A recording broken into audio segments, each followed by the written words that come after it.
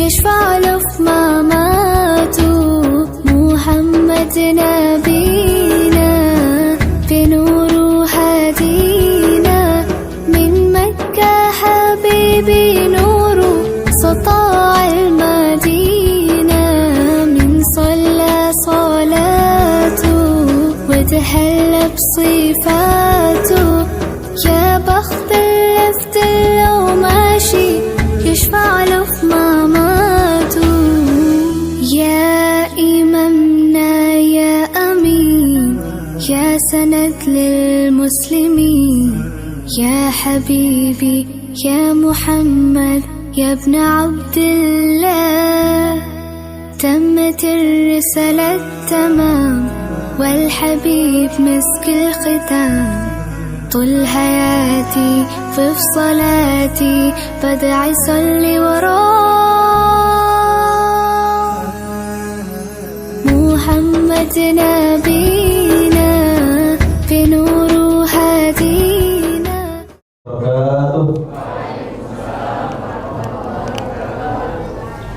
إن الحمد لله نحمده ونستعينه ونستغفره ونعوذ بالله من شرور أنفسنا وسيئات أعمالنا. من يهده الله فلا مضل له ومن يضلل فلا هادي له. أشهد أن لا إله إلا الله وحده لا شريك له وأشهد أن محمدا عبده ورسوله لا نبي ورسوله بعده. قال الله تعالى: أعوذ بالله من الشيطان الرجيم. يا أيها الذين آمنوا اتقوا الله حق تقاته ولا تموتن إلا وأنتم مسلمون. وقال رسول الله صلى الله عليه وسلم: اتق الله حيثما كنت وادع السيئة الحسنة تمحوها وخالق الناس بخلق حسن. Yang kami hormati Al-Habib Abdurrahman Husain Al-Habsyi, yang kami hormati Bapak Rasyid Trisandi selaku takmir Masjid Al-Munim, yang kami hormati para ulama, para asatidzah, dan juga Bapak Ibu dan adik sekalian rahimakumullah. Segala puji dan syukur marilah kita panjatkan kehadirat Allah Subhanahu wa taala yang telah memberikan kita kenikmatan nikmat iman dan Islam dan juga nikmat sehat serta waktu luangnya, sehingga kita pada pagi menjelang siang ini Allah masih memberikan kita kenikmatan kemudahan untuk bisa meluangkan waktu kita berkumpul di masjid yang kita cintai, Masjid Al-Munim. Salawat serta salam semoga senantiasa kita curahkan kepada Nabi Muhammad sallallahu alaihi wasallam, di mana kita nantikan syafaatnya di yaumul qiyamah. Pada kesempatan ini saya selaku MC mohon berkenan untuk menyampaikan susunan acara yang akan kita laksanakan pada pagi menjelang siang ini. Yang pertama adalah pembukaan. Untuk mendapatkan keberkahan dari majelis ilmu, marilah kita buka talim ini dengan lafaz basmalah. Bismillahirrahmanirrahim. Yang kedua, sebelum memasuki acara inti, kami dari pengurus meminta kesediaannya dari Bapak Rasyid selaku takmir untuk bisa memberikan sambutannya. Kepada Bapak Rasyid kami persilakan. Assalamualaikum warahmatullahi wabarakatuh. Alhamdulillah, syukurillah, wala haula wala quwwata illa billah.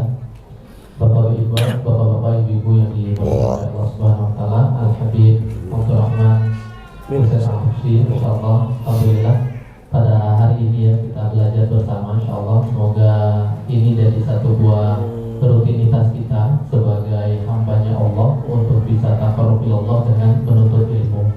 Bismillah, semoga dengan adanya tausiah dari Habib insyaallah menambah ilmu kita. Semoga bapak-bapak, ibu-ibu, rekan-rekan semua menjadi satu hal yang bisa menjadi kebahagiaan ya dalam satu buah majelis, yaitu majelis Thariqul Ilmi. Itu adalah kita, jalan-jalan kita, bahagianya kita yaitu menuntut ilmu. Semoga ada tausiah pada kesempatan kali ini menambah wawasan kita dan menjadikan kita dekat dengan zuriyahnya para nabi, dekat dengan Allah Subhanahu wa taala dengan ilmu, insyaallah. Mungkin ini yang bisa saya sampaikan. Lebih dan kurang saya mohon maaf kepada bapak-bapak, ibu-ibu, rekan-rekan semua ya. Dan saya ucapkan terima kasih atas kehadirannya. Bila Assalamualaikum warahmatullahi wabarakatuh. Ya, demikian sambutan dari Bapak Rasid Trisandi selaku takmir dari Masjid Agung. Acara berikutnya adalah acara inti, yakni Tablik Akbar bersama Habib Abdurrahman Husain Al-Habsyi. Beliau dari Hadramaut Yaman. Adapun yang akan memandu acara kita, yang akan memoderatori acara kita itu adalah Al-Ustaz Miftahul Anwar. Beliau selaku lulusan dari Yaman, juga sebagai salah satu ustaz yang ada di Pondok Darul Ikram Kedondong ya. Kepada Al-Ustaz Miftahul Anwar selaku moderator kami persilakan. Bismillahirrahmanirrahim. Assalamualaikum warahmatullahi taala wabarakatuh. Alhamdulillah rabbil alamin wa bihi nasta'in wa ala umuri dunya waddin. Shalatu wassalamu ala asyrafil anbiya'i wal mursalin sayyidina wa maulana Muhammadin wa ala alihi wa sahbihi ajmain. Amma ba'd. Hadirin wal hadirat rahimakumullah. Ini adalah suatu hal yang baik. Kita berkumpul di tempat yang baik. Kita berkumpul di masjid yang baik untuk mengadakan acara yang baik. Untuk itu mungkin tidak akan panjang lebar dari saya, hanya akan membacakan sedikit kisah atau sedikit biografi dari Al-Mukarram Al-Habib Abdurrahman bin Husain bin Salim Al-Habsyi. Jadi yang akan mengisi kita kali ini, beliau adalah salah satu ulama hautah dan juga beliau salah satu mudaris di Tarim, tempatnya Al-Habib Umar bin Hafiz, yaitu Darul Mustafa. Beliau pun berguru dengan banyak ulama-ulama terkemuka di Tarim. Ada dari Habib Salim Asy-Syatiri dan Habib-habib yang lainnya. Beliau itu adalah ulama internasional. Beliau biasa untuk berdakwah di Indonesia, Malaysia, Singapura, Thailand, Oman, dan Mesir. Nah, ini alhamdulillah, puji syukur kehadirat Allah Subhanahu wa taala telah mengumpulkan kita di tempat yang baik ini dan mempertemukan kita dengan beliau semua. Kita dapat, semoga dengan perkumpulan ini kita dapat mengambil berkahnya, semoga dapat mengambil manfaat dari apa yang akan beliau sampaikan nantinya, karena memang akademisi beliau, jalur dakwah beliau, dan segala sejarah beliau dalam jalur dakwah Islamiyah itu sudah tidak diragukan lagi. Oleh karena itu, untuk membersihkan waktu kepada Al-Habib Abdurrahman bin Husain Al-Habsyi Al-Qawmiyah. Allah ya Habib. Kawan juga berjelas. Dari بدء نحيي تعمير مسجد عبد المنعم جميعا الأساتذة الكرام والحاضرين والحاضرات. السلام عليكم ورحمة الله وبركاته. Bismillahirrahmanirrahim.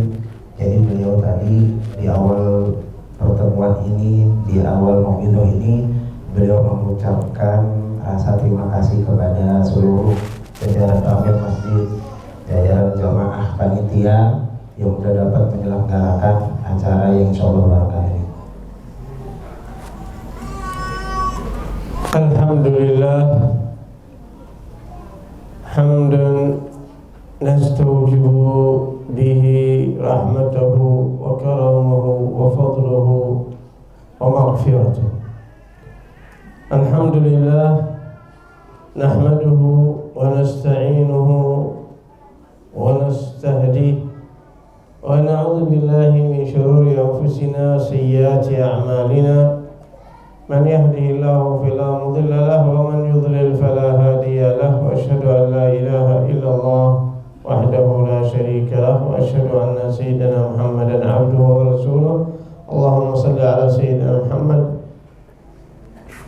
مفتاح باب رحمة الله عدد ما في علم الله صلاة وسلاما دائمين بدوام ملك الله وعلى آله وصحبه حق عدد كل ذرة ألف مرة. Pertama, tak lupa beliau mengaturkan puji syukur kehadirat Allah Subhanahu wa Ta'ala, yang semoga dengan pujian ini kita semua diberikan keberkahan, kita semua diberikan hidayah, kita semua diberikan ampunan dari Allah Subhanahu wa Ta'ala. Karena telah bagaimanapun, sebagaimana dalam riwayat, setiap hal yang apabila tidak dimulai dengan mengucapkan syukur kepada Allah, maka perbuatan tersebut akan maqtu'ul barakah, terputusnya keberkahan. Keduanya, beliau pun menyanjungkan sholawat kepada junjungan Nabi kita, Nabi besar Muhammad Sallallahu Alaihi Wasallam dengan membaca sholawat al-fatih. Beliau mengharapkan semoga dengan sholawat dari Nabi Muhammad, perkumpulan ini, berkumpulnya kita di masjid yang barokah ini kelak menjadi sabab wasilah kita mendapatkan syafaat Nabi Muhammad Sallallahu Alaihi Wasallam. هذه الرحلة نتحدث عن الإسراء والمعراج، الرحلة التي أكرم الله بها نبينا محمد صلى الله عليه وسلم بعد أن لقي من العذاب والتنكيل من كفار قريش، وقد تحمل صلى الله عليه وسلم تعبا شديدا من أهل الطائف، وماتت خديجة وعمه أبو طالب اللذان كانا سندا له. فبعد عام العاشر من البعثة الذي حدث هذا، حصلت له هذه الرحلة العظيمة. أراد الله أن يسلي قلبه وأن يكرمه بعدما تعرض له من الأذى. Jadi di bulan ini, di bulan Rajab ini ada suatu kejadian yang penting. Sebagaimana kita tahu, yaitu kejadian Isra dan Mi'raj.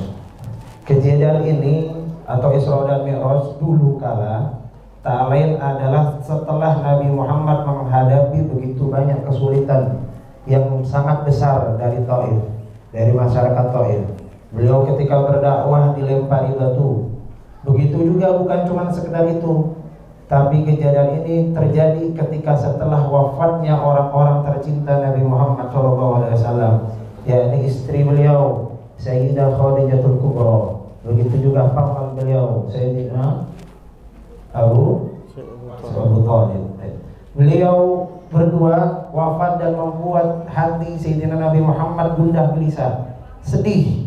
Nah, oleh karena itu perjalanan ini adalah untuk menghibur, disurur, untuk menghibur Nabi Muhammad SAW. Dan dalam kejadian Isra dan Mi'raj banyak hal yang Allah berikan kepada Nabi Muhammad SAW. ونحن نشكر الله سبحانه وتعالى أن رأينا من يعظم هذه الحادثة العظيمة ويحتفي بها ويصدقها ويؤمن بها إيمانا يقينيا في هذه البلاد وغيرها من بلاد المسلمين. فالحمد لله، هذا من الذي أكرمهم الله بالتصديق، كما مثل سيدنا أبو بكر الصديق، إن كان قال هذا فقد صدق. نحن احتفالنا هذا بالإسراء والمعراج تصديقا، وما جعلنا الرؤيا التي أريناك إلا فتنة. نحن من القسم الذي ثبتوا وعرفوا هذه الرحلة حق وأنها صدق من الله سبحانه وتعالى وجاء بها القرآن. Beliau mengucapkan syukur kehadirat Allah karena kita semua di sini telah mengadakan peringatan hal yang besar, hal yang memang sudah tertera di dalam ayat Al-Quran, hal-hal yang tidak pernah diragukan lagi kehaknya, hal yang tidak diragukan lagi kebenarannya, yaitu kejadian yang agung Isra dan Mi'raj. Dan bukan cuma di sini di negara Indonesia, banyak di negara-negara lain pun, baik di Mesir, baik di Yaman, baik di Malaysia, baik di Thailand ataupun Singapura, itu pun banyak kaum muslimin yang ihtifal atau merayakan hari-hari besar yang sangat agung ini. Ini tidak lain dan tidak bukan adalah menunjukkan keaslian iman kita. Tidak lain dan tidak bukan yang menggerakkan kita untuk dapat melaksanakan ini adalah rasa iman kita kepada Allah Subhanahu wa taala.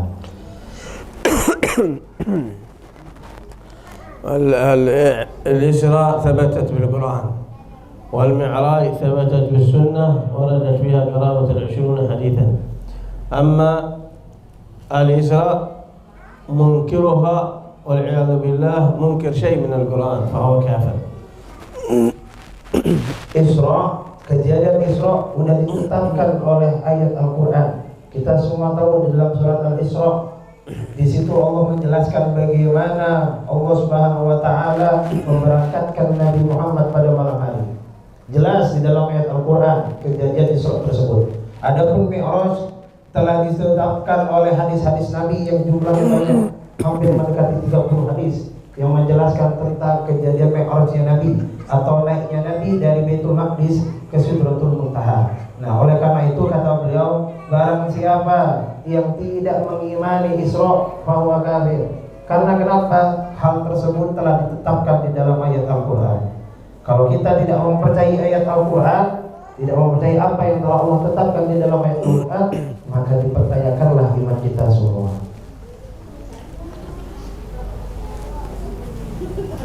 قال الله تعالى سبحان الذي أسرى بعبده ليلا من المسجد الحرام إلى المسجد الأقصى الذي باركنا حوله لنريه من آياتنا إنه هو السميع البصير. حقيقة الإسراء ليس أن النبي سرى وإنما أسري به، وهذا فرق كبير، فرق كبير بين أن يسرى بالنبي وبين أن يسري هو. فالقدرة الإنسان على هذا لا قليلة، ولكن قدرة الخالق سبحانه وتعالى أعظم. ولهذا إذا قيل لنا أن طفلا رضيعا عمره شهر صعد إلى قمة الجبل، ما نصدق هذا. لماذا؟ لأن الطفل هذا ليس له عنده القدرة على هذا، قدراته ليست تتحمل هذا، تمام؟ ورسول الله قدراته لا تتحمل هذه الرحلة. ولكن لما نقول الطفل هذا حمله أبوه إلى قمة الجبل، لماذا؟ أبوه عنده قوة، عنده قدرات أكثر من الطفل فحمله إلى قمة الجبل. نصدق ولا ما نصدق؟ طبعا نصدق. وكذلك قصة الإسراء. Jadi kisah Isra ini beliau mengucapkan melafalkan yaitu ayat yang telah kita semua tahu di dalam ayat Al-Quran, Subhanalladzi asra bi'abdihi lailan minal masjidil harami ilal masjidil aqsa.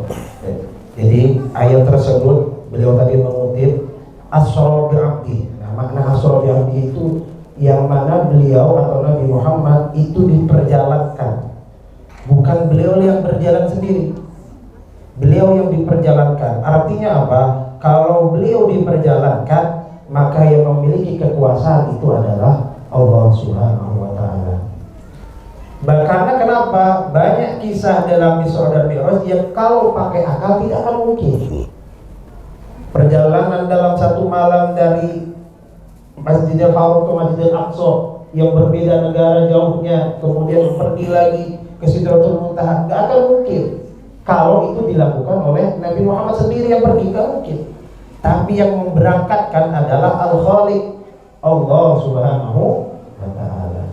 Beliau tadi mengkiaskan sama seperti misalkan ada anak kecil, ya, bapak ibu, misalkan ada anak kecil bilang saya habis naik ke gunung, gak percaya orang kalau anak itu sendiri, karena anak tersebut gak mungkin punya kekuatan untuk bisa naik gunung.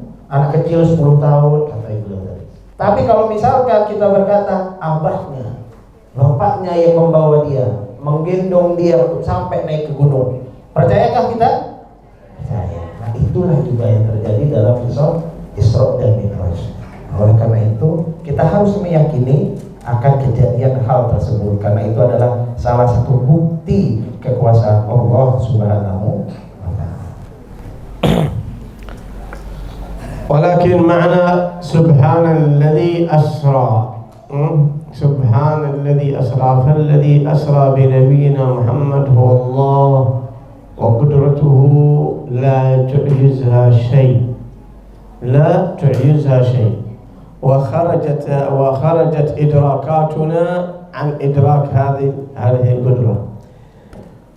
وإن الإسراء حصل بقانون الله لا بقانون الأرض. فلما كانت القدرة الله عظيمة تعطلت قوانين الأرض كلها، فلا قانون المسافة نطبقه على هذا، ما نستطيع لأن القدرة أعظم. ولا قانون الزمن، قانون الزمن لو جينا ما نستطيع هذه الرحلة تكون في ليلة واحدة، نحن نتكلم فيها في أيام فيما قاله النبي. لكن فتعطل قانون الزمن وقانون المسافة في قدرة الله سبحانه وتعالى، لأنه هو الذي أسرى بنبينا. سبحان الذي أسرى. Jadi beliau menjelaskan ketika Allah telah menegaskan di dalam ayat Al-Quran, Subhanalladzi asra bi'abdi, segala puji bagi Allah yang telah menjalankan hambanya, yaitu Nabi Muhammad SAW pada malam hari itu, maka kita tidak bisa memakai hitung-hitungan akal dunia.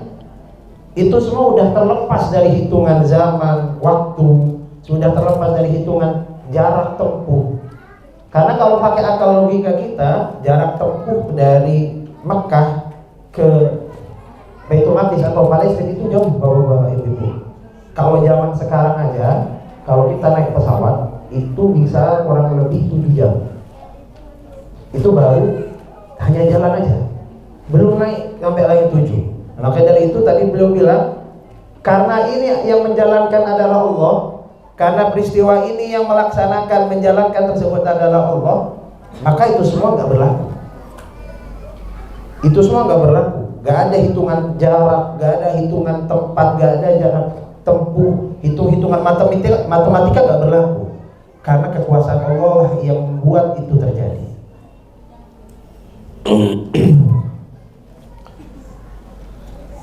جاءت الرواية أنه بينما كان بين الحجر والركن، وفي رواية في دار أم هاني، جاءه جبريل ومعه البراق، والبراق دابة أكبر من البغل أو بغلة أكبر من الحمار وأصغر من الخيل، ولكنها إذا مدت رجلها قطعت ما مد النظر. ركبها الأنبياء قبل سيدنا محمد، وركبها أفضلهم سيدنا محمد، وطاف به جبريل بهذه البراق، بهذا البراق، فمر في طريقه بأماكن كثيرة إلى أن وصل بيت المقدس. أول ما مر بطيبة يعني يثرب، قال هذه أرض هجرتك يا محمد، هذا قبل هجرته. وثم مر بطور سيناء، قال هذا ينزل صلي ركعتين، صلى ركعتين رسول الله، قال أتدري أين صليت؟ قال لا، قال صليت حيث كلم الله موسى بطور سيناء. ثم مر على بيت لحم، فقال يا محمد انزل صلي ركعتين، فصلى ركعتين. قال أتدري أين صليت؟ قال لا، قال صليت حيث ولد عيسى عليه السلام في بيت لحم. ومر صلى الله عليه وسلم بموسى قائما يصلي في قبره كما جاء في صحيح مسلم. ومر بأماكن كثيرة. الشاهد أن النبي صلى الله عليه وسلم كان يؤمر أن ينزل ويصلي ركعتين. لماذا؟ تبركا بهذا المكان. وهذا أدلة من جبريل عليه السلام يثبت علينا التدبر والتبرك بأماكن الصالحين وولادة الأنبياء وولادة الأصفياء. العفو نحن نطيل عليكم لكن عشان نقطع شوط.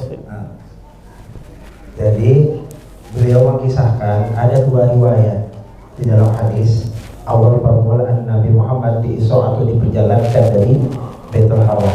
Yang riwayat pertama itu Nabi Muhammad sedang berada di Hijr Ismail yang berada di dekat Ka'bah.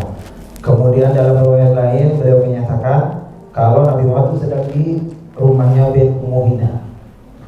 Dalam riwayat tersebut Nabi Muhammad itu didatangi oleh malaikat Jibril.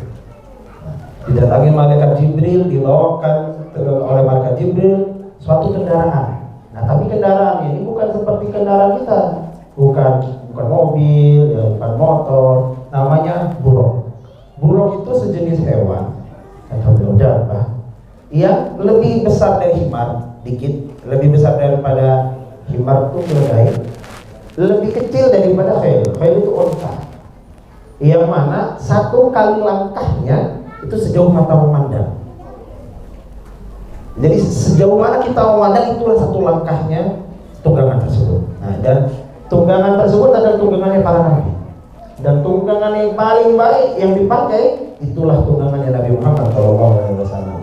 Nah, beliau mengisahkan akhirnya berjalanlah dari Baitul Haram menuju Baitul Maqdis. Dalam perjalanan tersebut yang ketika melewati Yasrib. Nah, Yasrib itu zaman dulu Yasrib, kalau zaman sekarang kita sebutnya Madinah. Ketika melewati Madinah, malaikat Jibril berkata, "Wahai Muhammad, turunlah kamu di situ, sholat." Ketika setelah sholat, turun, sholat, jalan lagi, ditanya sama Muhammad, "Apa itu Jibril?" "Itu tempat nanti kau hijrah." Jadi kejadian Isra Mi'raj itu sebelum hijrahnya Nabi Muhammad SAW. Kemudian lanjut lagi ketika tadi beliau sampaikan di Turi Sina. Turi Sina itu apa? Turi Sina itu adalah gunung, ya, gunung yang berada di sebelah selatan Palestina. Nah, gunung Turi Sina itu adalah di Mesir, di Mesir. Di gunung tersebut adalah gunung di mana Zat Allah dan Nabi Musa bertakalum dengan zat Allah Subhanahu wa taala, yang kita semua tahu di dalam ayatnya. Di kala itu Nabi Musa ingin bermunajat kepada Allah, ingin bertemu langsung dengan zat Allah. Tapi Nabi Musa nggak bisa.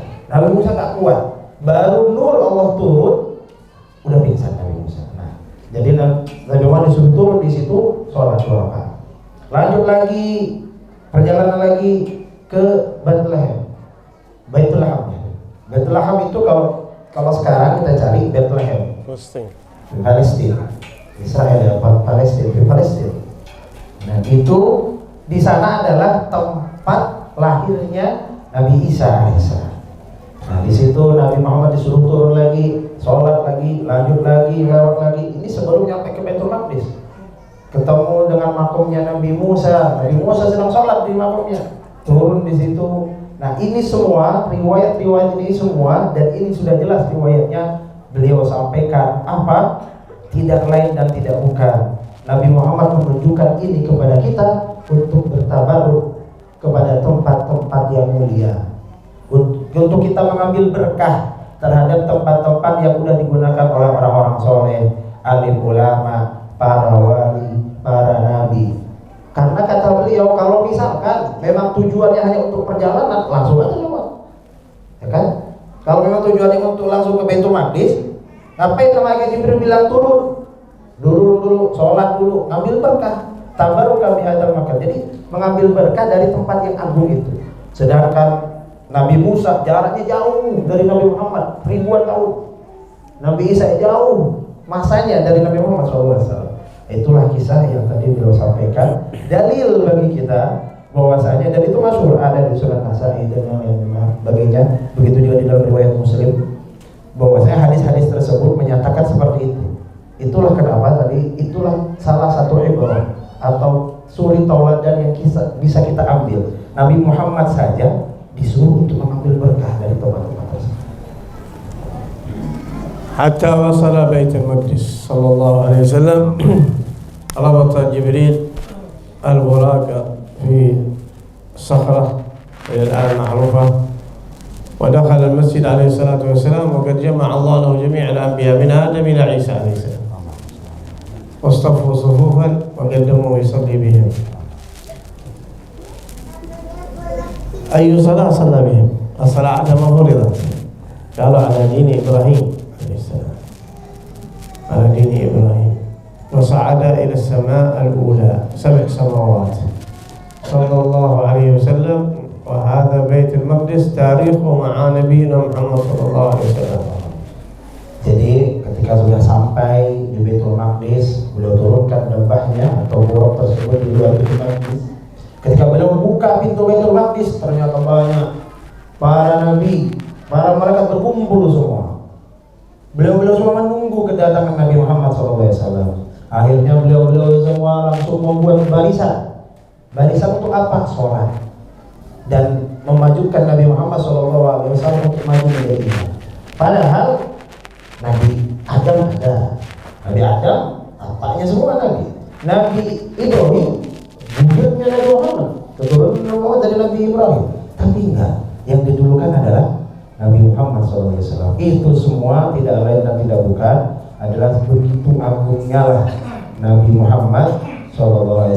Bahkan di hadapan seluruh para nabi, Sayyidul Mursalin, tuannya para rasul, itulah Nabi kita Nabi Muhammad SAW. Nah, setelah itu beliau lanjutlah untuk setelah menyelesaikan sholat. Nah, sholatnya itu sholat apa?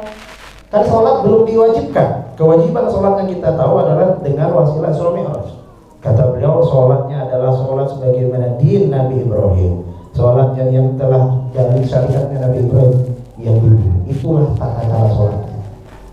Nah, di sini beliau juga menegaskan kalau Baitul Maqdis atau yang ada di Palestina tersebut adalah hal berharga, bersejarah bagi Nabi Muhammad SAW. Baitul Maqdis. نرجع إلى تاريخ بيت المقدس الذي نسأل الله سبحانه وتعالى أن يحرره من أيدي اليهود المغتصبين. Amin. Jadi kita ketika membahas Baitul Maqdis, beliau mengucapkan semoga kita semua berdoa bareng-bareng, semoga Baitul Maqdis dapat dibebaskan dengan bantuan Allah dari tangan-tangan orang zalim, tangan-tangan orang kafir yang sudah mengekang para penduduk Palestina. لماذا المسلم يحب بيت المقدس ويدافع عنه ويعتبره من دينه؟ Beliau menanyakan, kenapa coba kaum muslimin kok cinta dengan Baitul Maqdis, membela Baitul Maqdis, nggak mau ngelepasin Baitul Maqdis? أول علاقة بيت المقدس بنبينا محمد صلى الله عليه وسلم بدأت من إسرائه إليه، سراء من المسجد الحرام إليه، ثم أعلي منه إلى السماء فوق سدرة المنتهى. هذا أولا. Hal pertama kata beliau yang penting dari kejadian atau agungan Baitul Maqdis adalah Baitul Maqdis adalah tempat di mana Nabi Muhammad diperjalankan dari Baitul Haram menuju Baitul Maqdis. Itu tempat mulia dan dari tempat situlah juga Nabi Muhammad dinaikkan kepada Sidratul Muntaha. لماذا الله سبحانه وتعالى جعله إلا من بيت المقدس؟ لماذا لم يجعله من مكان آخر أو مباشرة من المسجد الحرام إلى السماوات السبع؟ لا بيت المقدس أولا. Nah, beliau bertanyakan, kenapa coba kita mengetahui sejarah Nabi Muhammad diperjalankan dari Baitul Haram menuju Baitul Maqdis? Padahal kalau memang mau untuk bertemu langsung kepada Allah, nggak usah, nggak harus kan? Langsung saja, bahkan dari Baitul Haram langsung ke Sidratul Muntaha tanpa harus ke Baitul Maqdis. Itu semua tidak lain pemahamannya adalah begitu agungnya lah Baitul Maqdis. فعل هذا الله تعالى ليعرفنا قدر هذا المسجد الحرام، المسجد الأقصى، ومكان الأرض المقدسة وفضلها وارتباطها بالمسلمين. Jadi beliau menyebutkan Baitul Maqdis, jadi tanah itu adalah tanah yang suci. Baitul Maqdis adalah tanah yang suci. Itu adalah tempat yang agung. Kita semua tahu dulu umat Muslim itu ada kiblatnya ke sana, ke Baitul Maqdis, sebelum diwajibkannya untuk pindah ke Baitul Haram atau ke Ka'bah. Itu adalah tempat yang mulia, tempat yang suci, dan ada ikatan, kata beliau, ada ikatan hubungan antara kita kaum muslimin dengan tempat tersebut. ولأن هذه الأرض فيما بعد ستكون أرض المنشر والمحشر، يحشرون الناس كلهم يوم القيامة في هذه الأرض. أرض المنشر والمحشر يحشرون إلى الحساب من هذه الأرض. ونزول سيدنا عيسى عند المنارة البيضاء أيضا في الشام. Jadi beliau menyebutkan nanti kelak kita berkumpulnya pada mahsyar itu titik pusatnya dari Baitul Maqdis. Begitu agungnya Baitul Maqdis. Dan juga nanti Nabi Isa turunnya kelak ketika untuk membunuh Dajjal itu di Syam, di Palestina juga. Itulah agungnya Baitul Maqdis, hubungan ikatan kita kaum muslimin dengan Baitul Maqdis.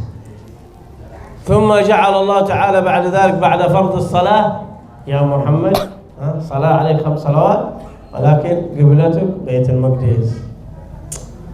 صلى الله عليه وسلم 18 شهرا إلى بيت المقدس، ثم جاءه الأمر بأن يحول إلى المسجد الحرام. قد نرى تقلب وجهك في السماء فلنولينك قبلة ترضاها فولي وجهك شطر المسجد الحرام. أنا كانت أولى القبلتين. إذا معنى كلمة أولى القبلتين، أولى القبلتين أن كانت القبلة إليه. وثالث الحرمين الشريفين مسجد الحرام، مسجد الرسول، مسجد الأقصى، ثالث الحرمين. هذا معاني. تعرف إيش معنى أولى القبلتين، ثالث الحرمين الشريفين؟ Jadi beliau menyebutkan bahkan setelah selesai tadi dari Baitul Maqdis naik ke Sidratul Muntaha dan mendapatkan wahyu kewajiban kita sholat fardu yang dikorting-korting sampai menjadi 5 waktu, itu pun perintahnya Allah perintahkan untuk apa? Kiblat ke Baitul Maqdis. Jadi kiblat pertama Baitul Maqdis. Nabi Muhammad sholat menghadap Baitul Maqdis itu kurang lebih 16 bulan menghadap Baitul Maqdis, sampai akhirnya turunlah ayat qad nara taqalluba wajhika fis sama falanwalliyannaka qiblatan tardaha fawalli wajhaka shatral masjidil haram. Jadi karena Nabi Muhammad inginnya ke Baitul Haram, akhirnya dirubahlah menjadi Baitul Haram. Tapi awal pertama kali, bahkan setelah perintah sholat pertama kali diturunkan, diwajibkan kepada kita, kiblat kita adalah Baitul Maqdis. Oleh karena itu Baitul Maqdis itu dijulukan awal kiblat. Jadi yang pertama kiblat itu Baitul Maqdis. Dan Baitul Maqdis bukan cuma itu julukannya, ada 2 julukan lagi. Baitul Maqdis adalah 3 masjid yang dihormati, 3 masjid yang keagungannya luar biasa. Jadi ada 3, apa aja? Yang pertama Baitul Haram, kedua Masjid Nabawi, ketiga Masjidil Aqsa. Jadi sebegitu agungnya lah Masjid Baitul Aqsa. ثم قال عليه الصلاة والسلام الصلاة في مسجد الحرام ب100,000، يعني ثواب 100,000 صلاة، وفي مسجدي ب1000، وفي المسجد الأقصى ب500 ثوابا. يا عائشة في حديث آخر، يا عائشة إن استطعت أن تصلي فيه فصلي ركعتين تعظيما لهذا المسجد. هذه علاقة المسلمين من رسول الله صلى الله عليه وسلم إلى يومنا هذا بالبيت بالمسجد الأقصى، وحبنا له لأنه من شريعتنا وديننا. السؤال الثاني الذي بيطرح. Jadi beliau menjelaskan kalau kita sholat di Masjid Al-Haram itu pahalanya dilipat gandakan 2.000 pahala. Begitu agungnya Baitul Haram. Kalau sholat kita di Masjid Nabawi 1000 kali lipat pahala. Kalau sholat di Masjid Al-Aqsa 500 kali lipat pahalanya. Dan itu semua jauh dan jauh luar biasa dibanding tempat-tempat yang lain. Oleh karena itulah itu adalah 3 tempat yang agung. Bahkan diriwayatkan tadi oleh beliau Sayyidah Aisyah begitu juga ingin sekali untuk sholat 2 rakaat di Masjidil Aqsa karena cintanya beliau kepada Masjidil Aqsa. السؤال: الأرض المقدسة المسجد الأقصى هو لليهود أم للعرب المسلمون؟ اليهود يقولون حقنا، هو لنا. كيف نثبت لهم؟ أو كيف نوضح للعالم أن هذا ليس لليهود وهو للعرب؟ Jadi beliau tadi mempertanyakan, saat ini kita tahu kalau Baitul Maqdis lagi diperebutkan oleh kaum orang Yahudi dan kaum Muslimin. Pertanyaannya itu tanah siapa? Yahudi kan? Muslimin kan? Muslimin. Gak ada kaum Yahudi. Mereka selalu menganggap kalau itu tanah kami, itu tanah kami, tanah kami. Sedangkan itu adalah tanah dan hak kaum Muslimin semuanya. نرجع إلى التاريخ ما قبل الإسلام حتى نرجع إلى Kalau kita misalkan tarik ulur jauh sebelum datangnya Islam. التاريخ يقول أن بعد طوفان نوح عليه السلام، طبعا طوفان نوح تعرفون، أنزل الله الماء من السماء وأخرجه من الأرض، ما من السماء وما من الأرض، طمس هذه الأرض كلها، عصر حتى الجبال ما في. لما قال ابن نوح سآوي إلى جبل يعصمني من الماء، أطلع فوق الجبل عشان ما طلع إلى الجبل، بلا شفتوا ما طلع إلى الجبل. قال له لا عاصم اليوم من أمر الله. هذا الطوفان نوح ما يمكن في شيء، كل ماء. الأرض، الكرة الأرضية هذه كلها ماء. والآن الأرض، الكرة الأرضية ثلاث فيها ثلثين، يعني ثلثين كلها مسطحات مائية، المحيطات. الأرض إلا ثلث في مساحتها. من طوفان نوح، هذا كله طوفان نوح مسحها كله ماء، فصارت ولم ينجو أحد إلا من كان في سفينة نوح عليه السلام من ذريته ومن من المؤمنين الذين آمنوا معه، الحيوانات الذكور من كل صنف ذكر وأنثى. Beliau mengisahkan, jadi dulu kalau kita tarik urut sejarah ketika zaman Nabi Nuh alaihi salam, kita semua tahu kisah Nabi Nuh yang mana kaumnya diberikan hukuman banjir bandang, itu turunnya air dari langit dan keluarnya air dari bumi. Kayak beliau tadi mengisahkan, jadi bukan cuma turun dari langit, dari bumi keluar, dari langit turun, airnya tenggelamlah semua. Gak ada satupun di muka bumi ini gak tenggelam, bahkan gunung. Maka dari itulah ketika anaknya Kan'an itu bertanya, sambil di balap akan naik ke gunung aja. Enggak, gunung juga kena, gunung juga terendam air semuanya. Dan tidak ada satupun manusia kecuali dzurriyyahnya dari Nabi Nuh, dan begitu juga para kaum muslimin yang berada di kapalnya Nabi Nuh. Kula. Tahu. كم قدر الأرض كما قلنا؟ صحيح هذا ولا لا؟ 69% كلها ماء، محيطات وبحار. من يعرف هذا صحيح ولا لا؟ 69%. والكرة الأرضية هذه يعني أرض يابسة إلا 31%. Beliau tadi mengisah. Jadi dari kejadian tersebut beliau juga memberitahu sebagaimana saat ini kalau kita buka buku sejarah atau berbuka geografi, bumi ini kebanyakan air. Daratan itu tidak sampai setengah dari yang ada di muka bumi ini. Kebanyakan itu air, bahkan lebih daripada 60% air. Itu semua karena setelah kejadian daripada Nabi Nuh alaihissalam. صحيح هذا ولا لا؟ Betul atau tidak kata beliau? وكم يعيش في هذه اليابسة من الناس الآن؟ Berapakah yang hidup di tanah yang kering ini kata beliau?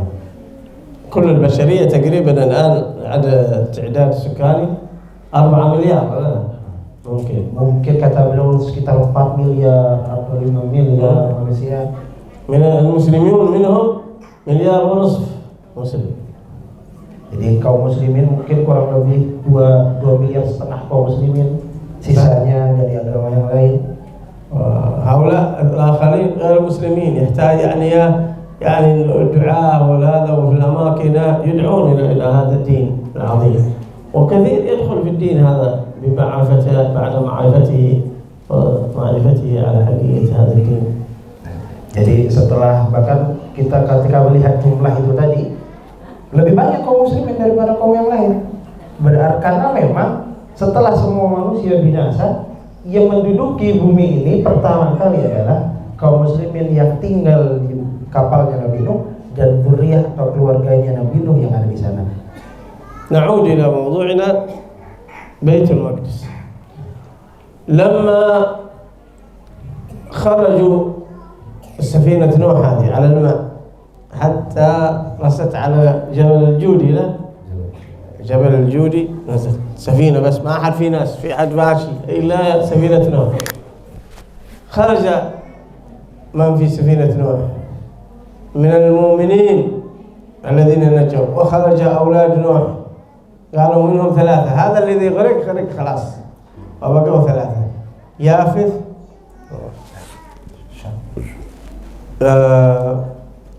أولاد نوح سام وحام ويافث، هؤلاء 3.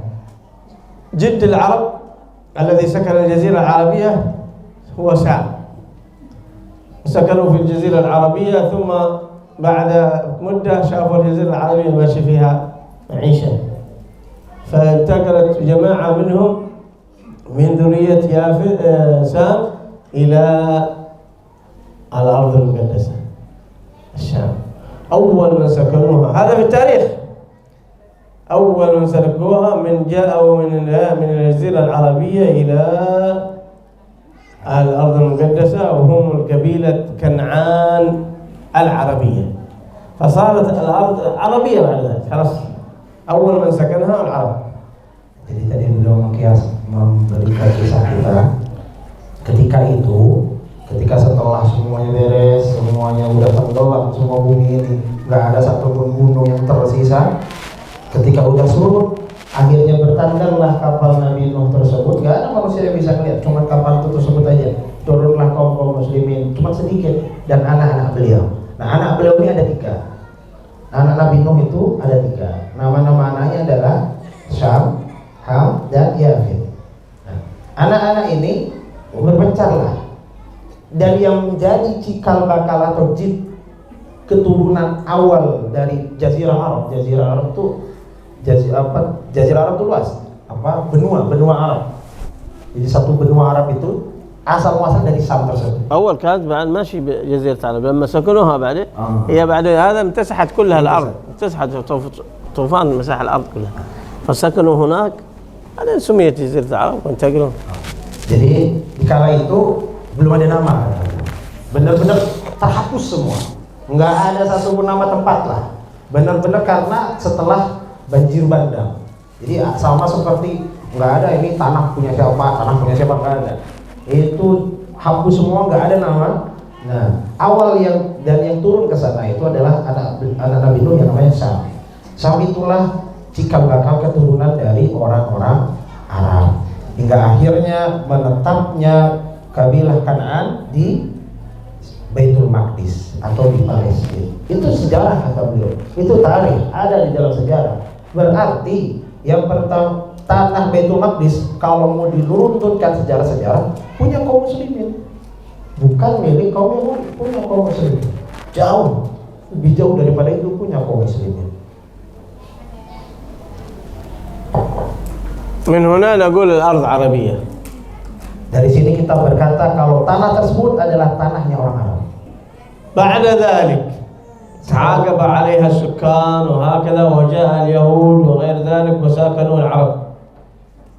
الأنبياء نزل كثير من الرسالات نزلت في تلك البلاد، وكثير من الرسالات والأنبياء. ولماذا نحن نسميها أرض مهبط الرسالات؟ كثير من الرسالات نزلت فيه سيدنا موسى. بل جاء في الحديث الصحيح عن سيدنا أبو ذر قال يا رسول الله ما أول بيت وضعه الله للناس؟ قال هذا البيت الحرام. ومن بناه؟ قال إبراهيم. ثم أي؟ قال المسجد الأقصى بيت المقدس. قال كم بينهما؟ هذا الحديث صحيح عن أبي ذر. قال كم بين هذا المسجد وهذا المسجد؟ قال 40 سنة. بمعنى أن سيدنا إبراهيم أول من بنى البيت الحرام والبيت المقدس. ثم عاشوا فيه كثير من الأنبياء، طبعا سيدنا إبراهيم وولده إسماعيل إلى مكة، وإسحاق بقى في الشام. سيدنا إسماعيل هذا إبراهيم أبو الأنبياء، لكن كان قبله أنبياء سكنوا فيه، ثم جاء بعده موسى وعيسى، حتى عيسى زكريا، نبي الله زكريا، نبي الله يحيى في بيت المقدس كله، في مريم، ثم إبراهيم اسمه، ثم نبي داود عليه السلام، ثم سليمان النبي سليمان الذي كان يحكم على كرسي الحكم بيت المقدس. هذه كلهم الأنبياء مهبط رسالتهم كان بيت المقدس. فجاء اليهود إلا يعني في عهد النبي صلى الله عليه وسلم. ترجمة سوا. Jadi ketika tadi beliau kisahkan itu tadi, setelah semuanya terhapus dari kabilah atau anak keturunan Syam yang mau berletak tinggal di sana, hingga akhirnya banyaklah sukan, banyaklah tempat-tempat tinggal, datanglah orang Yahudi, dan makanya Yahudi itu sebenarnya tidak lain dan tidak bukan adalah cikal bakalnya kabilah tersebut itu dari anak-anaknya Nabi Yakub. Kibas. Nah, Nabi Yakub itu ada di sana, udah di sana. Makanya Israel Palestina itu tempatnya para nabi. Karena banyak para nabi di sana. Tadi beliau sebutkan Nabi Sulaiman, Nabi Yusuf, Nabi. Jadi cikal bakal Yahudi, kalau kita semua mungkin tahu, Nabi Yusuf itu punya saudara. Nabi Yusuf punya saudara. Nah, saudara-saudara yang jahat itu yang memasukkan Nabi Yusuf ke dalam sumur, itulah cikal bakal Yahudi. Kabilah Yahudi itu terbitnya dari sana, dari anak-anak saudaranya Nabi Yusuf yang lain yang dengki iri oleh Nabi Yusuf. Jadi Yahudi itu baru. Yahudi itu baru karena kaum muslimin jauh dari sebelum itu udah menempati Baitul Maqdis. Di sini beliau ingin menyampaikan sebegitu agungnya lah. Kalau memang sebenarnya kita itu harus sangat cinta kepada Baitul Maqdis karena itu adalah tanah kita, tanah yang ada ikatan erat dengan kaum muslimin, baik secara sejarah, apalagi secara agama, din, apalagi untuk Nabi Muhammad SAW. Karena di tanah itulah banyak hal-hal yang baik, banyak hal-hal yang dialami oleh Nabi Muhammad SAW. نكمل أو نقف إلى هنا؟ Kita lanjutkan apa cukup sampai tidur lah. Tidur. هذا الصباح كيف tidur؟ sampai zuhur. Kubel zuhur mungkin. الظهور 12 يعني بس صحصحوا يعني انتبهوا لا أحد ينام هذا بالنهار. Ya, kata beliau, kalau gitu berarti jangan ada tidur kata. Jangan ada tidur kata. Berarti itu semuanya. يلا قلنا يوم واحد صبروا شوي. يوم واحد صبر. Ya, satu hari, kadang banyak hal sebenarnya beliau ini. Dari pagi ada, nanti dia bisa jadi beliau semangat. Siang ini ada, nanti habis ini ada lagi. Makanya beliau berharap, ayo semangat. Beliau juga semangat, jadi berharap kita juga semangat. Siap ya? Siap. Takbir. الحمد لله. أيوة هكذا قليل يترشح. الشاهد بعد ذلك أرض المقدسة هذا تعاقبت عليها الحكومات والاحتلالات وهكذا. في زمن سيدنا رسول الله صلى الله عليه وسلم كانت هذه الأرض المقدسة تحت حكم الرومان. الحكم الروماني، الروم، صح؟ الروم. حتى وفاة النبي محمد صلى الله عليه وسلم وهي لا زالت في أيدي الروم.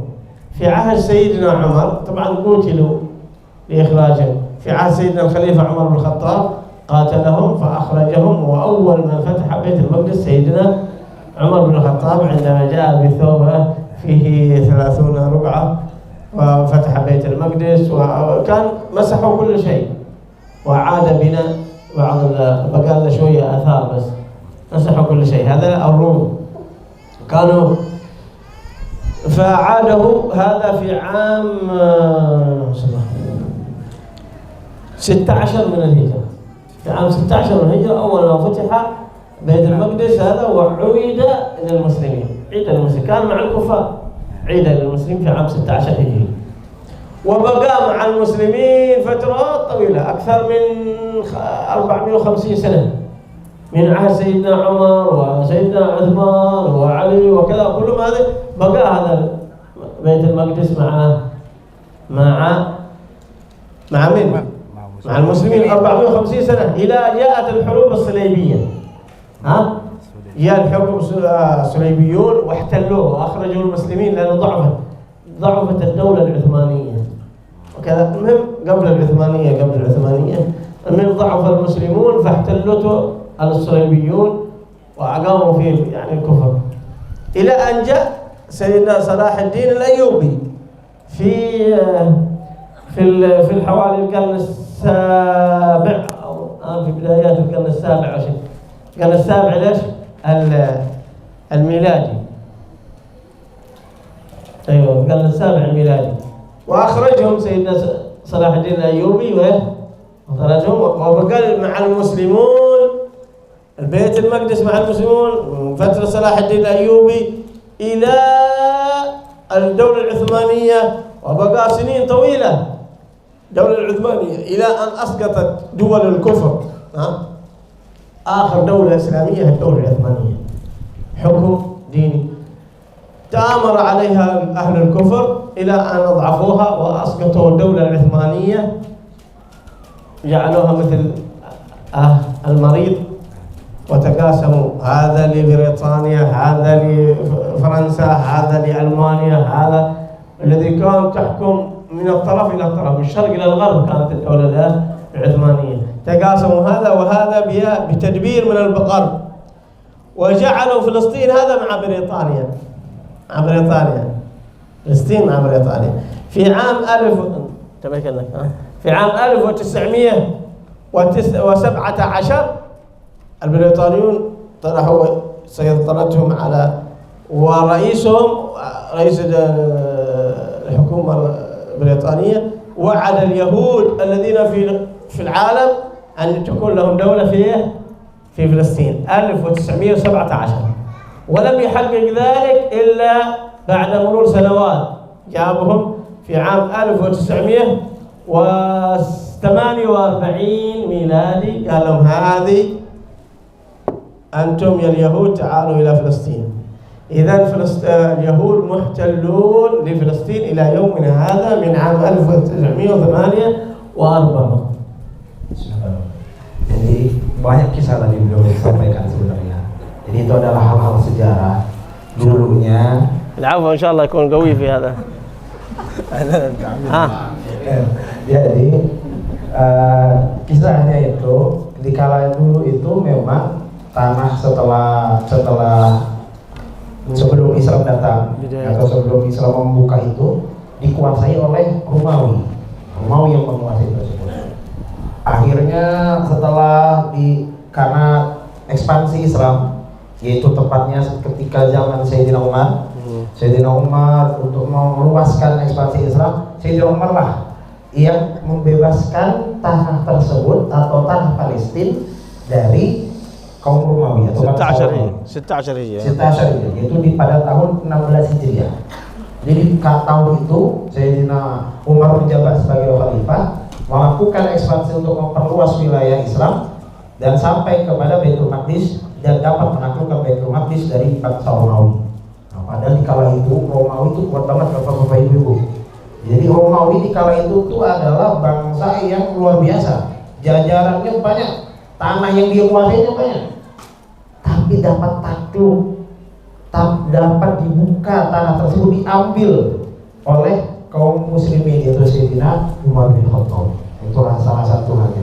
Kemudian setelah dibuka oleh Sayyidina Umar menjadi kaum muslimin hingga terjadinya beberapa tahun, diambil lagi lah oleh orang-orang musyrikin, oleh orang-orang kafir, hingga akhirnya dibuka kembali atau ditaklukkan kembali oleh pahlawan perang atau komandan perang yang mungkin terkenal, yaitu Salahuddin Al-Ayyubi.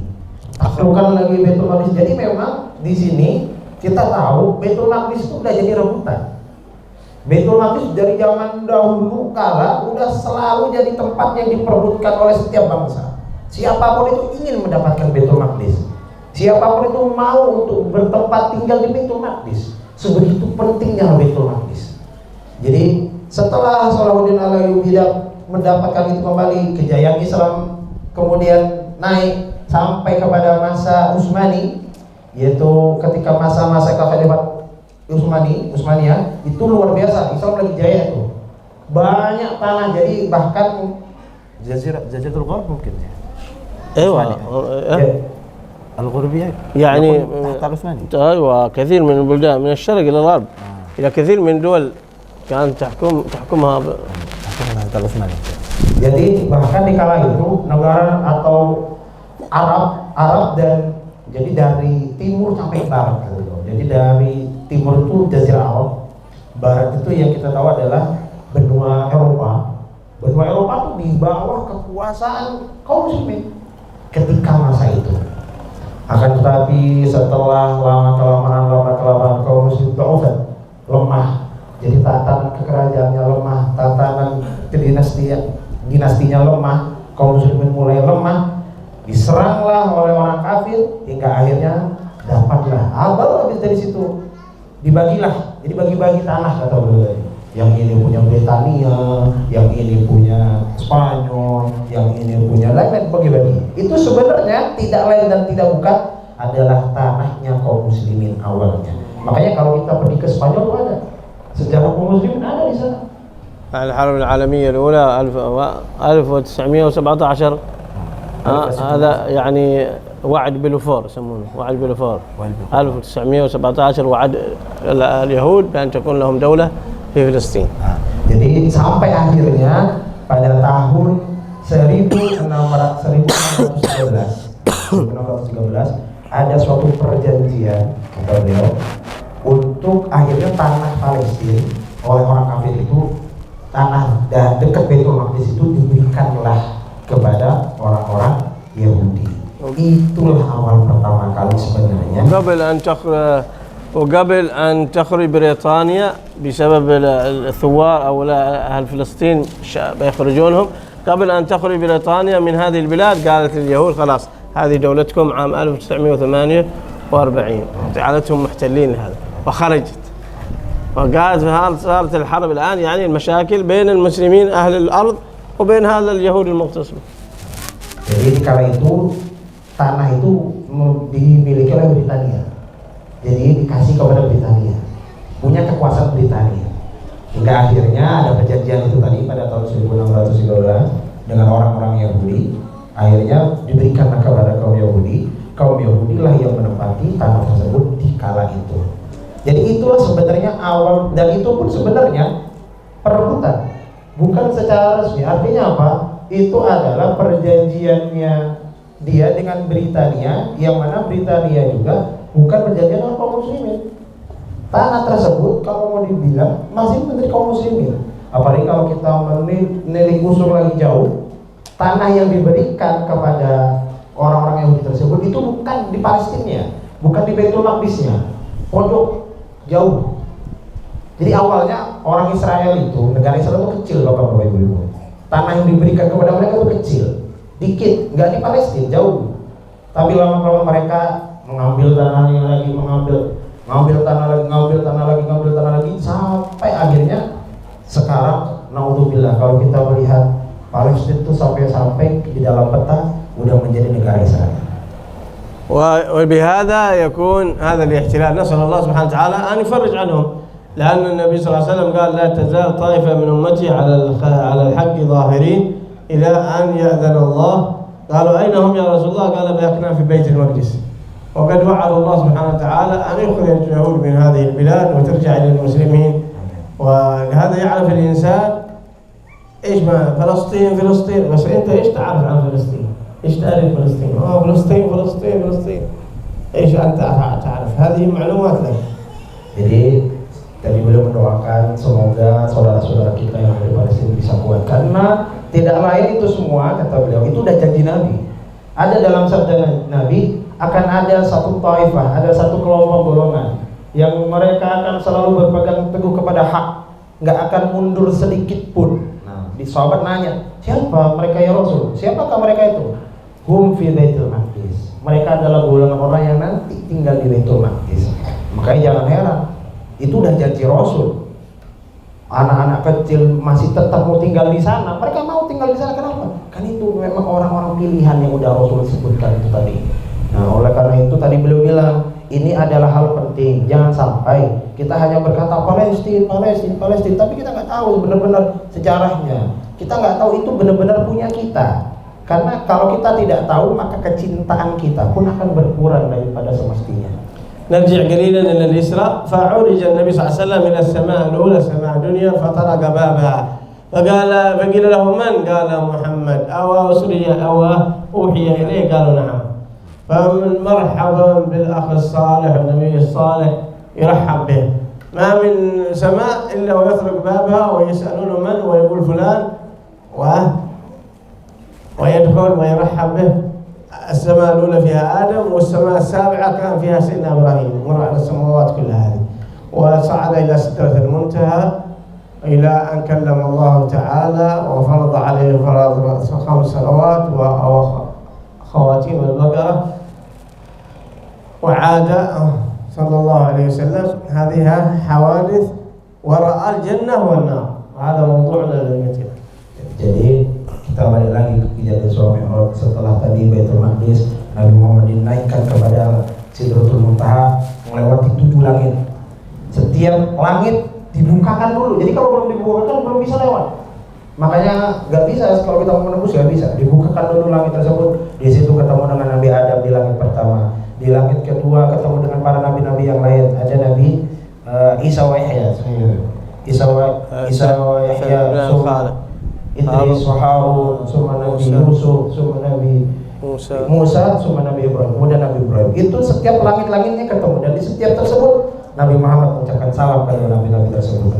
Jadi saling salam kepada nabi-nabi di setiap tingkat langit, hingga akhirnya sampai ke Sidratul Muntaha, ketemu dengan Zat Allah Subhanahu wa Ta'ala. Cuma Nabi Muhammad, tidak ada nabi yang lain. Cuma Nabi Muhammad lah yang bisa ketemu dengan Zat Allah Subhanahu wa Ta'ala. Disitulah Allah akhirnya memberikan wahyu, yaitu kewajiban sholat. Dan di akhir surat Al-Baqarah itu yang diberikan pada kala itu adalah wahyu yang didapatkan untuk mengerjakan sholat. Amana Rasul bima unzila ilayhi. Amana Rasul. Itulah ayat Amana Rasul. Amana Rasul bima unzila ilayhi. من ربه والمؤمنون كلا آمن بالله وملائكته وكتبه ورسله لا نفرق بين أحد من رسله وقالوا سمعنا وأطعنا غفرانك ربنا وإليك المصير لا يكلف الله نفسا. هذه الآيتين آخرتين البقرة عظيمة السر لا ينبغي المؤمن أن لا يحفظها، ومن قرأها في ليلته كفتاه يعني أمنته من كل شيء. Jadi salah satu wahyu yang turun di kala itu adalah akhir surat Al-Baqarah. Nah, kalau kita kaum muslim Indonesia sering lah ya, di malam Jumat itu biasanya membaca Yasin, Tahlil, di situ dibacakan surat tersebut. Kata beliau itu adalah ayat atau yang di akhir surat Al-Baqarah tersebut, 2 tersebut adalah hal yang sangat agung. Banyak sir di dalamnya, banyak keberkahan di dalamnya. Barang siapa yang tidak meninggalkan membaca itu setiap malam, kafar. Jadi mau kita nggak ngelakuin ibadah apapun itu, maksudnya ibadah selain wajib, cuman di malam sebelum tidur baca itu cukup. Sebegitu agungnya pahalanya membaca surat tersebut atau bacaan ayat di akhir surat Al-Baqarah tersebut.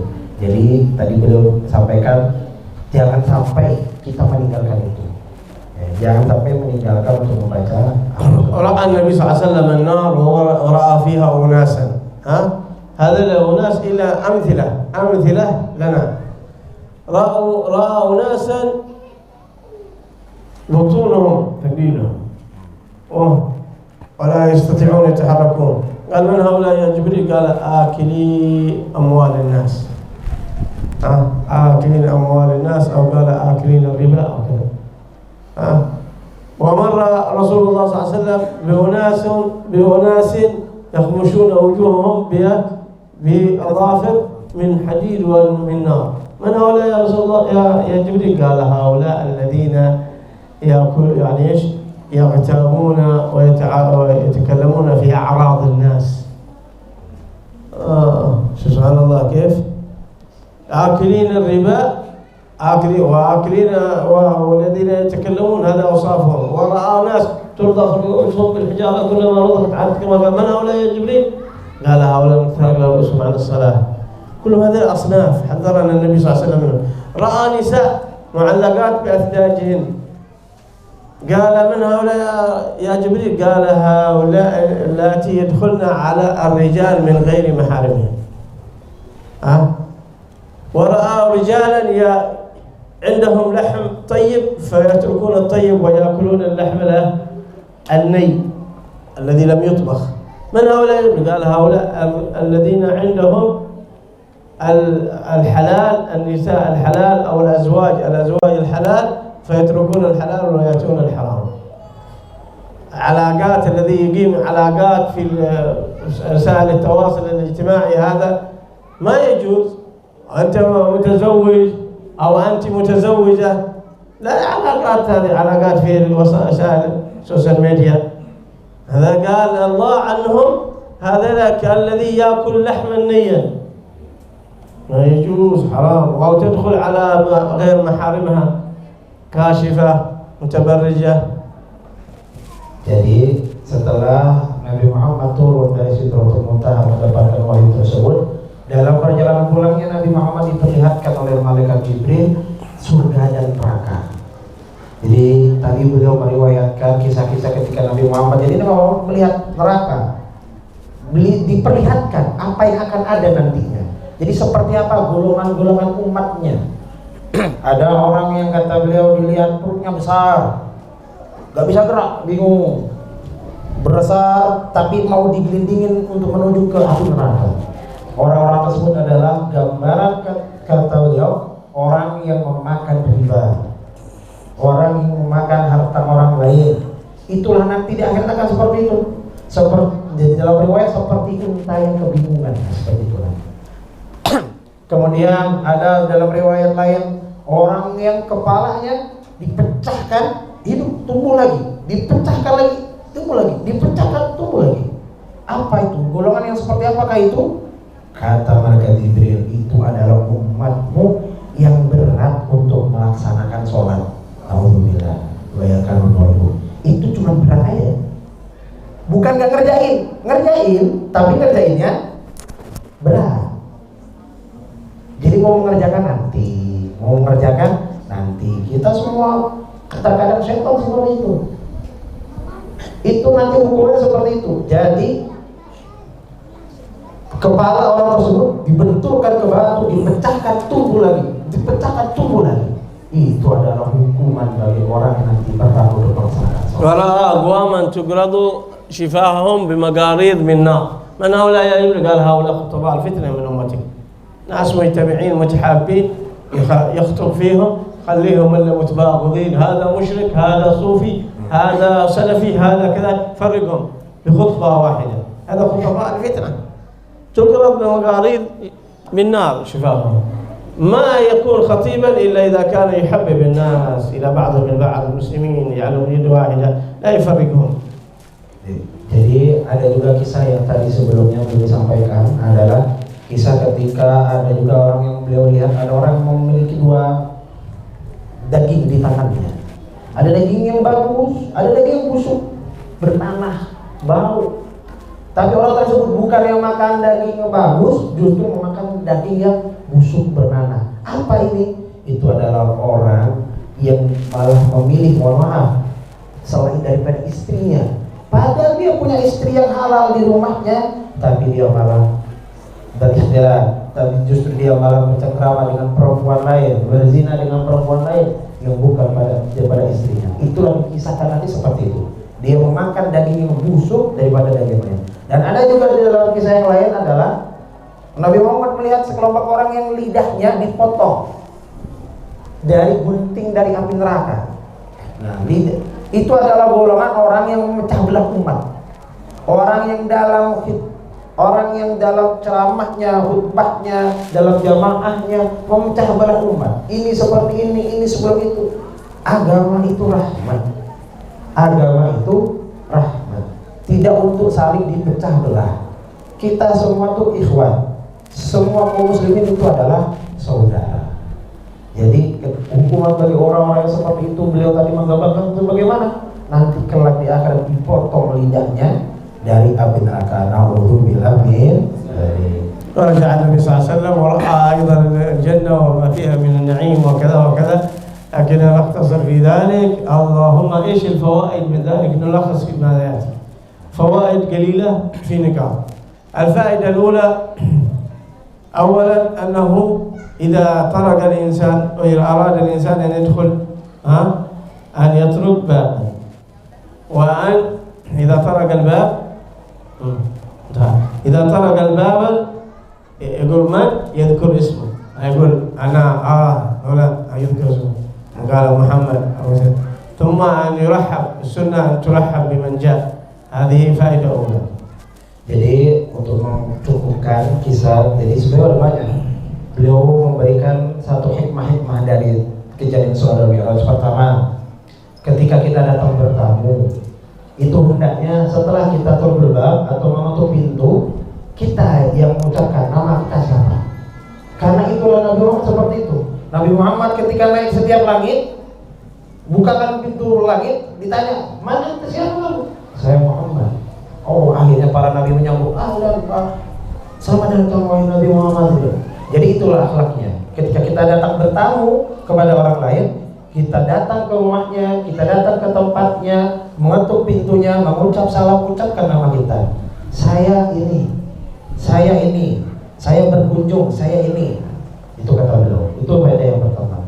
Faedah yang kedua, beliau ucapkan juga banyak hal-hal yang sebagaimana tadi dalam kisah-kisah itu adalah suri tauladan bagi kita untuk diterapkan dalam hidup ini. وفضل السير في الليل، إذا واحد بيسافر ولا شيء فيه أيضا فائدة إنه يكون يسافر في الليل، كما سبحان الذي أسرى بعبده ليلا. ليلا فيه يعني من السفر في الليل هذا فيه فوائد. ليه ما خلاه بالنهار؟ قال ليلا. في فوائد في السير بالليل في بعض الأحيان. Begitu juga faedah yang selanjutnya adalah kalau kita ingin bepergian, kata beliau, disunahkan itu bepergiannya malam hari. Karena Nabi Muhammad itu bepergiannya malam hari. Subhanalladzi asra bi 'abdihi lailan. Jadi pada malam hari itu ada keberkahan, dijaga sama Allah. Karena Nabi Muhammad pun ketika pergi malam dijaga sama Allah. Begitu pula kita tabarukan kita pergi malam hari, ketika mau berangkat kemana mungkin malam hari doa kepada Allah, insyaallah dijaga oleh Allah Subhanahu wa taala. وفقنا الله وإياكم لكل خير، جعلنا من الخير، اللهم ينفقنا الخير وعن عليه، وفقنا اللهم للخير وأعنا عليه برحمتك يا أرحم الراحمين. اللهم اجعل جمعنا هذا جمعا مرحوما، تفرقنا من بعده تفرقا معصوما، لا تجعل فينا ولا في أحد من أحبابنا شقيا ولا محروما. اللهم أقسم لنا من خشيتك ما تحول به بيننا وبين معاصيك، من طاعتك ما تبلغنا به جنتك، من اليقين ما تهون به علينا مصائب الدنيا. متعنا اللهم بأسماعنا وأبصارنا وقواتنا أبدا ما أبقيتنا، واجعل اللهم الوارث منا واجعل ثأرنا على من ظلمنا. اللهم لا تصرفنا من هذا المجلس المبارك إلا بذنوب مغفورة وعيوب مستورة وحاجات مرضية. لا تجعل لأحد منا ذنبا إلا غفرته، ولا هما إلا فريته، ولا دينا إلا قضيته، ولا حاجة من حوائج الدنيا والآخرة لك فيها رضا ولنا فيها صلاح إلا قضيتها ويسرتها برحمتك يا أرحم الراحمين. اللهم انصر إخواننا المجاهدين في سبيلك في فلسطين، اللهم انصرهم، اللهم أيدهم، اللهم سدد رميتهم، وارفع درجات شهدائهم، واربط على قلوب أهاليهم، وداوي مرضاهم وجرحاهم برحمتك يا رب العالمين. اللهم إنا نسألك رضاك والجنة ونعوذ بك من سخطك والنار. ربنا ظلمنا أنفسنا وإن لم تغفر لنا وترحمنا لنكونن من الخاسرين. اللهم اجعلنا من الذين يستمعون القول فيتبعون أحسنه، وأرنا اللهم الحق حقا وارزقنا اتباعه، وأرنا الباطل باطلا وارزقنا اجتنابه، إنك ولي ذلك والقادر عليه. وصلى الله على سيدنا محمد وعلى آله وصحبه وسلم، وآخر دعوانا أن الحمد لله رب العالمين بسر الفاتحة. أحضرت بسم الله الرحمن الرحيم. إياك نعبد وإياك نستعين. أنعمت عليهم غير المغضوب عليهم ولا الضالين. تفضل. Ya, jazakallahu khair atas tausiah materi telah disampaikan oleh Habib Abdurrahman Husain As-Salim Al-Habsyi ya. Masya Allah, ini begitu banyak ilmu yang kita dapat pada pagi penjelasan ini. Jadi demikian ilmu dari Habib, mudah-mudahan kita jadikan ilmu yang berkat kita untuk kita amalkan dan kita dakwahkan kepada Habib Abdurrahman Al-Habsyi dan juga Ustaz Ibrahim Anwar. Kami ucapkan jazakumullah khairan katsiran atas ilmu yang diberikan. Semoga Allah Subhanahu wa taala memberkahi Habib dan juga para jamaah dari ilmu yang kita dapat pada siang hari ini. Amin Allahumma amin. Marilah kita tutup acara kali ini dengan alhamdulillah dan doa kifaratul majelis. Alhamdulillahirabbil alamin. Subhanakallahumma wa bihamdika asyhadu an la ilaha illa anta astaghfiruka wa atubu ilaik. Wassalamualaikum warahmatullahi wabarakatuh. محمد نبينا بنور هدينا من مكة، حبيبي نور سطاع المدينة من صلى صلاة